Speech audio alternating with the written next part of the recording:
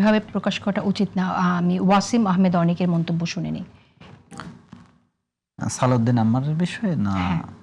যিনি লিখেছেন সামাজিক যোগাযোগ কোন বিষয়ে? আমি আম্মারের মন্তব্য নিয়ে আমি আপনার কথা শুনতে চাইছি। একটা সভ্য রাষ্ট্রের তো আইন আছে, আইন তো একজন নাগরিকের জন্য মানা বাধ্যতামূলক, না মানলে আইন ভঙ্গের ফলে যে শাস্তি হয় সেটা শাস্তি হবে।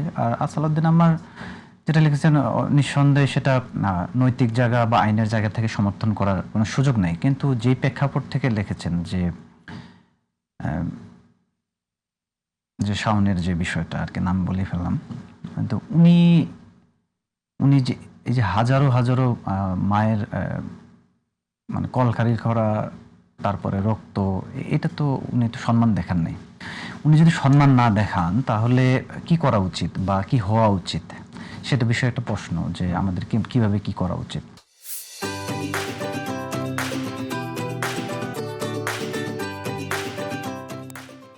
এখন উনি যেই কাজটা করেছেন সেটা যদি আইনগত ব্যবস্থা নেয়, অনেকে দেখা যাবে যে উনি যেহেতু সাংস্কৃতিক কর্মী, বলা হবে যে এটা নির্যাতন হচ্ছে। আসলে উনি যেই কাজটা করছেন সেটা তো অন্যায়। এবং আমরা কিভাবে এটার উনাকে নিয়ন্ত্রণ বা আইনের আওতায় আনতে পারি, বা উনার যে অন্যায় সেটা উনার বোধ শক্তি যদি থাকতো তাহলে তো উনি এই কথা লিখতেন না।